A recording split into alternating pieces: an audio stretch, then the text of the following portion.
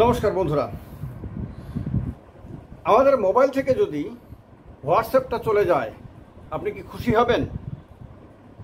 আপনি যদি আর হোয়াটসঅ্যাপে কাউকে মেসেজ পাঠাতে না পারেন, আপনি যদি আর হোয়াটসঅ্যাপ কল করে কারোর সঙ্গে বিশেষ কোনো কথাবার্তা বলতে না পারেন, অর্থাৎ আপনার মোবাইলে যদি হোয়াটসঅ্যাপ নাই থাকে, এমনকি আপনার দেশের মধ্যেই যদি হোয়াটসঅ্যাপ না থাকে, আপনি কি তাতে খুশি হবেন? কেন বলছি প্রশ্নগুলো করছি? কারণ আজকে দিল্লি হাইকোর্টে হোয়াটসঅ্যাপ জানিয়েছে যে তারা দরকার হলে ভারত ছেড়ে চলে যাবে। কেন বলেছে তারা ভারত ছেড়ে চলে যাবে? সাংঘাতিক কথা। দিল্লি হাইকোর্ট একটা মামলা হয়েছে, মামলা মূলত পিটিশন হোয়াটসঅ্যাপ এবং মেটা করেছে।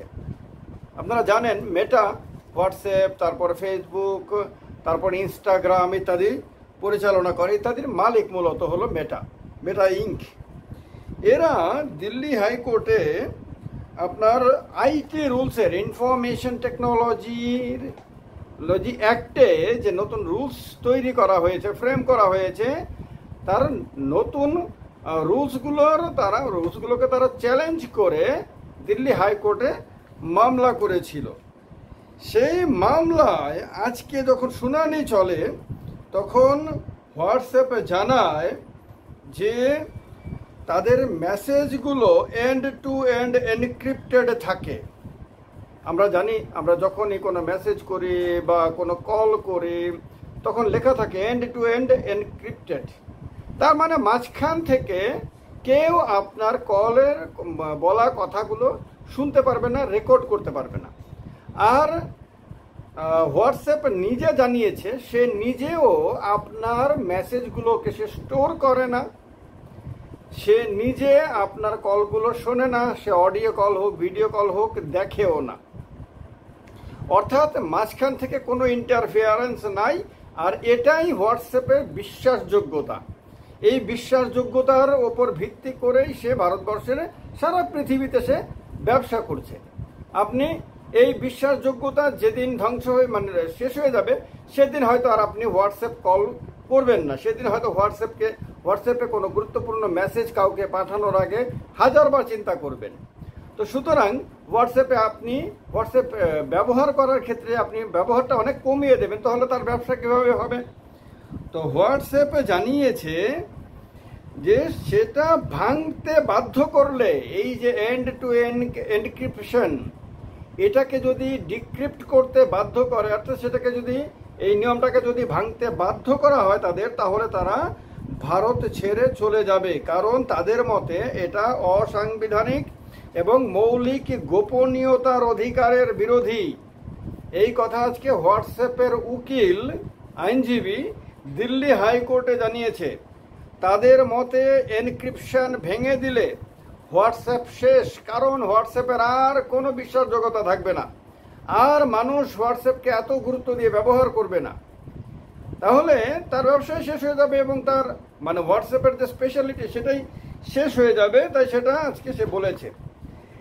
দিল্লি হাইকোর্টে সংস্থার আইনজীবী বলেন, দায়িত্বপ্রাপ্ত প্রধান বিচারপতির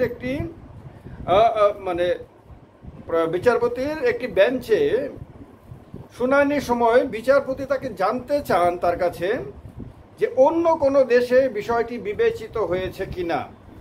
তখন হোয়াটসঅ্যাপের উকিল বলেন, পৃথিবীর অন্য কোথাও এমন আইন নাই। অর্থাৎ যেমনটা আইন ভারতে করা হয়েছে তেমন আইন পৃথিবীর অন্য কোনো দেশে নাই, ব্রাজিলেও না। তার মানে ব্রাজিলের কোনো স্পেশালিটি রয়েছে, এই কারণে তিনি স্পেশালি ব্রাজিলেও না বলে উল্লেখ করেছেন। ন্যাশনাল মিডিয়াতে সংবাদ প্রকাশিত হয়েছে, তার ভিত্তিতে বলছি আমি। তিনি বলেন, তাহলে বিশাল চেন অফ মেসেজেস রক্ষা করতে হবে, কারণ প্রত্যেক দিন মিলিয়ন মানুষ বা লক্ষ লক্ষ বা কোটি কোটি মানুষ প্রত্যেকটা দিন মেসেজ পাঠাচ্ছে একজন আরেকজনকে, কল করছে, ভিডিও কল করছে, অডিও কল করছে। সে সব কিছু তাকে রক্ষা করতে হবে, কারণ কখন কোন মেসেজ ডিক্রিপ্ট করতে হবে কেউ জানে না। সুতরাং তাকে সবগুলোকে রক্ষা করতে হবে, কারণ তার কাছে তো এটা শিওর না যে কোনোটা ডিলিট করার আগে তাকে চিন্তা করতে হবে যে সেটা যদি আবার চেয়ে বসে সরকার, তাহলে তাকে এই সব কিছু তাকে স্টোর করতে হবে। ফলে প্রতি বছর মিলিয়ন মিলিয়ন মেসেজ স্টোর করতে হবে হোয়াটসঅ্যাপকে বলে হোয়াটসঅ্যাপ জানিয়েছে দিল্লি হাইকোর্টে। এখন কথা হলো 2021 সালের ইনফরমেশন টেকনোলজি রুলসকে চ্যালেঞ্জ করে হোয়াটসঅ্যাপ এবং মেটা পিটিশন দাখিল করেছিল দিল্লি হাইকোর্টে। এই ইনফরমেশন টেকনোলজি অ্যাক্ট বা আইটি অ্যাক্টের নিয়ম অনুসারে সোশ্যাল মিডিয়াগুলোকে চ্যাটের প্রথম তথ্য কে শেয়ার করেছিল তাকে খুঁজে বের করার ব্যবস্থা রাখতে হবে। অর্থাৎ ধরুন একটা মেসেজ বেরোলো, এই মেসেজটা হয়তো আপনি শেয়ার করলেন, এরপর আরেকজন শেয়ার করলেন, আরেকজন শেয়ার করলেন, এই করতে করতে অনেক শেয়ার হয়ে গেল। ফলে প্রথম কে মেসেজটা শেয়ার করেছিল সেটা আর খুঁজে বের করা সম্ভব হয় না, প্রায় অত্যন্ত কঠিন হয়ে যায়। তো বলেছে তার ব্যবস্থা রাখতে হবে ফার্স্ট কে অরিজিনেটরকে, কোনখান থেকে অরিজিনেট হয়েছিল সেটার ব্যবস্থা রাখতে হবে বলা হয়েছিল। ভারত সরকার টুইটার, ফেসবুক, ইনস্টাগ্রাম এবং হোয়াটসঅ্যাপের মতো বড় বড় প্ল্যাটফর্মগুলোকে আইটি অ্যাক্টের সর্বশেষ নিয়মগুলো মেনে চলার নির্দেশ দিয়েছিল।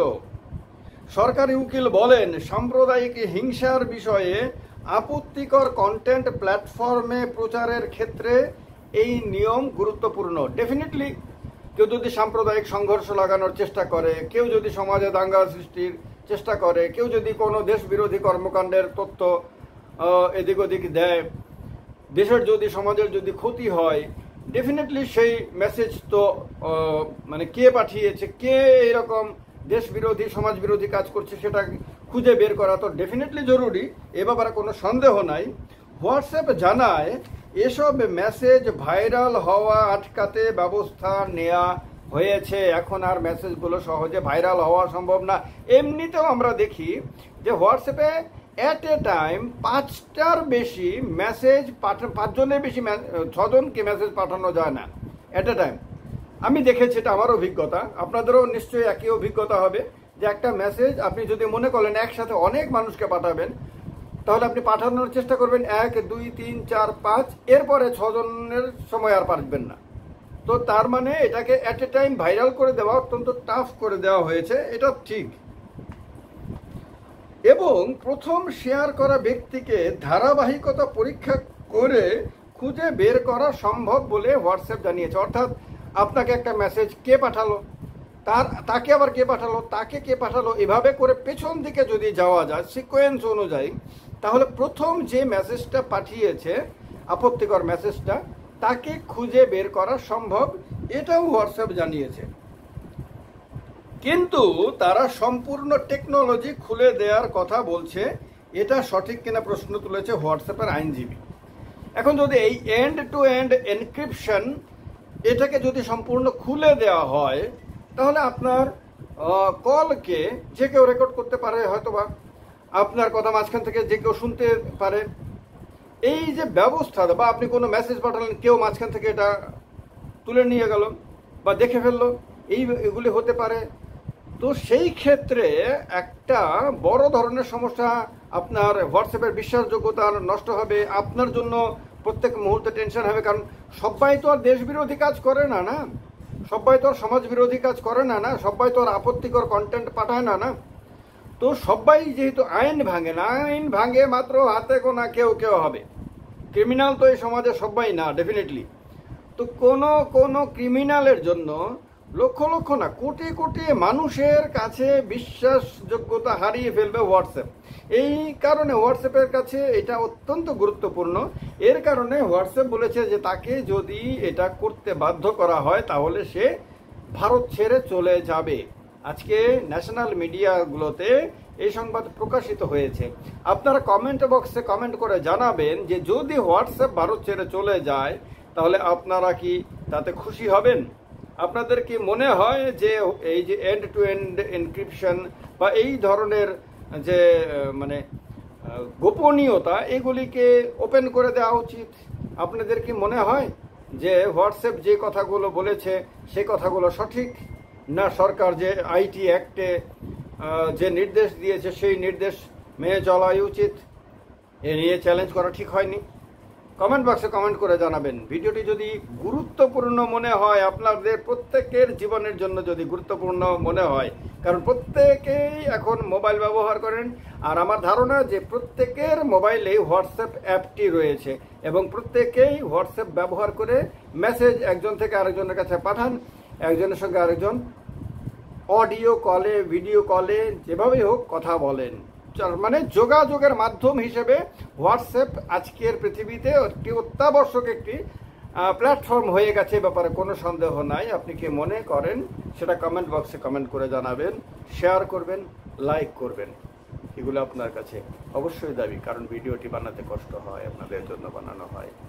আপনাদের জীবনে গুরুত্বপূর্ণ বিষয়গুলোকে আপনাদের সামনে এভাবে তুলে ধরা হয়। ভালো থাকবেন, নমস্কার।